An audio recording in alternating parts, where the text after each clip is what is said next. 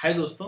Professional career बनाने से पहले आप लोगों को इस इंडस्ट्री के बारे में आप लोगों को गहराई से समझना होगा कि ये इंडस्ट्री आखिर कैसे पैदा हुआ, कैसे ये सस्टेन कर रहा है और इसका भविष्य क्या है। ये बहुत इंपॉर्टेंट है। आपके पास फिल्म मेकिंग रिलेटेड जितना ज़्यादा नॉलेज होगा, आपको एक बेहतर फिल्म मेकर बनने में काफ़ी मदद करेगा। तो सबसे पहले हम लोग हिस्ट्री से शुरुआत करेंगे।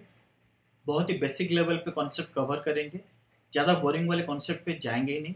जो हमें एक प्रोफेशनल करियर बनाने में मदद करेगा वो नॉलेज हम गेन करेंगे। तो सबसे पहले फिल्म मेकिंग का इतिहास कैसा था, इस पहले पार्ट 1 में हम लोग उस पर फोकस करेंगे। ठीक है दोस्तों, तो ये वीडियो है सिनेमा मेकिंग पार्ट 1 पास्ट।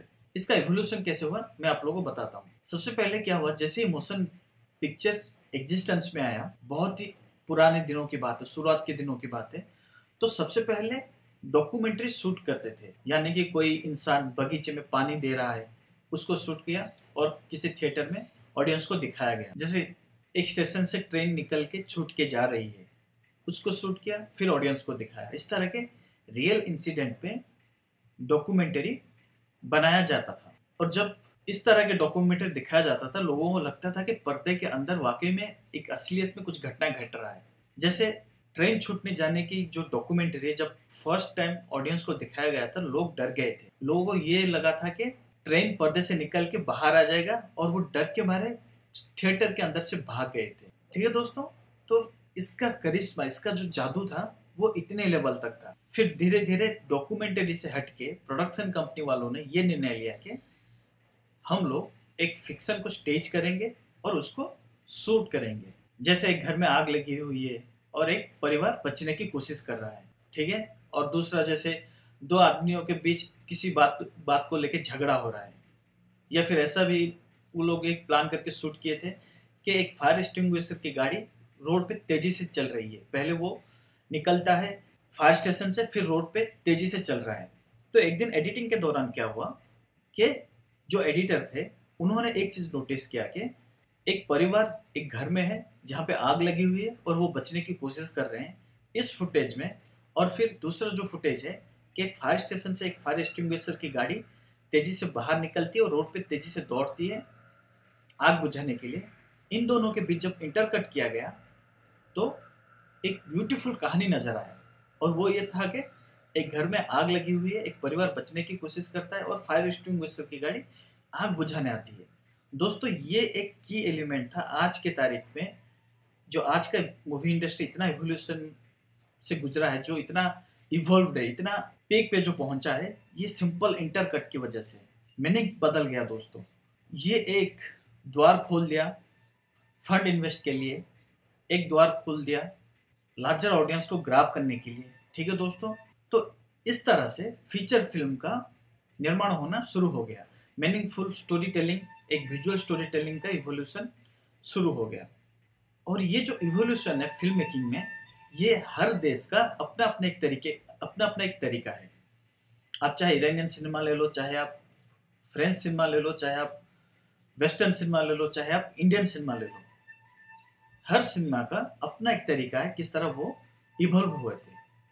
तो हम लोग फोकस करेंगे इंडियन फिल्म इंडस्ट्री किस तरह इवोल्यूशन से गुजरा था। ठीक है, तो सबसे पहले साइलेंट फीचर फिल्म बनना शुरू हुआ था। सब जो पहला फीचर फिल्म था वो था राजा हरिश्चंद्र। दादा साहेब फाल्के जी ने इस फिल्म का निर्माण किया था।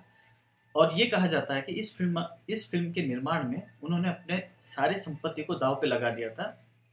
40 मिनट की ये फिल्म बनी थी और देखते ही देखते ये एक मैजिक क्रिएट किया था। ठीक है, ये पहला फीचर फिल्म था जिसने प्रोड्यूसर को फंड इन्वेस्ट करने के लिए, ढेर सारे थिएटर ओपन होने के लिए द्वार खोल दिए थे। फिर अपने तरीके का, अपने इंडियन तरीके का काफ़ी सारे फिल्म साइलेंट इरा में बनने लगे। और ताज्जुब की बात यह है कि उस जमाने में रीजनल फिल्म इंडस्ट्री, जो साउथ की फिल्म इंडस्ट्री है, जो ईस्ट की फिल्म इंडस्ट्री है, वो भी फिल्म निर्माण किए थे। फिर धीरे धीरे साउंड का इवोल्यूशन हुआ। साउंड जब इंट्रोड्यूस हुआ फिल्म मेकिंग बिजनेस में, ऑडियो जब इंट्रोड्यूस हुआ, एक तरह का चमत्कार हो गया फिल्म मेकिंग बिजनेस में, मूवी मेकिंग बिजनेस में। ज़्यादा से ज़्यादा लोग इस फिल्म को देखने आए हैं। ज़्यादा से ज़्यादा लोग पैसे खर्च करके थिएटर जाके फिल्म देखने के लिए तैयार हो गए।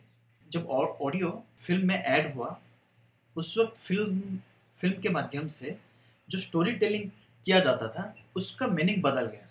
एक साइलेंट सिनेमा है, एक लिमिटेड है। ठीक है, आपको जो भी स्टोरी टेलिंग कहनी है विजुअल्स के माध्यम से आपको कहना है। ज़्यादातर आपको डिपेंडेंट रहना होगा एक्शन के ऊपर, और एक्शन एक मीनिंग डिलीवर करता था ऑडियंस के बीच।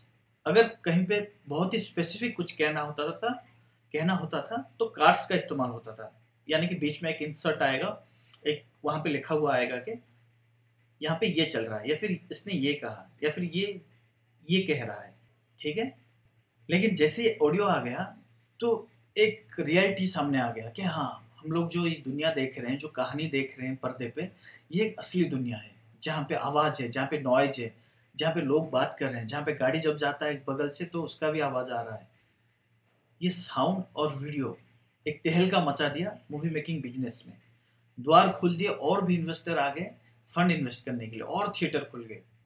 लेकिन 4 दशक तक फिल्म इंडस्ट्री जिस स्ट्रगल से गुजर रहा था वो था लिमिटेड ऑडियंस। लिमिटेड ऑडियंस क्यों मैं बताता हूँ, क्योंकि हिंदी भाषा बोलने वाले और हिंदी भाषा को समझने वाले उन 4 दशक तक 1950 से लेके 1980 1990 तक लिमिटेड ऑडियंस थे, हिंदी समझने वाले और हिंदी बोलने वाले। तो फिल्म जो रिलीज होता था वो काफ़ी लिमिटेड जगहों पे होता था, और बहुत ही कम साउथ में, जहाँ पे हिंदी बहुत ही कम लोग समझते हैं, हिंदी कम लोग बोल पाते हैं, वहाँ पे रिलीज होता था। लेकिन इसका एक फ़ायदा ये भी हुआ कि जो रीजनल लेवल पे जो फिल्म इंडस्ट्री है वो काफ़ी ब्लूम हो गया। यानी कि जो साउथ की फिल्में थी, जो साउथ की लैंग्वेज में बनती थी, वो साउथ में रिलीज होती थी और अच्छी बिजनेस करती थी। और हिंदी फिल्म सिर्फ नॉर्थ साइड में रिलीज होता था, ज़्यादातर नॉर्थ साइड में रिलीज होता था और अच्छी बिजनेस करता था। ये 4 दशक 5 दशक तक ऐसा ही चलता रहा।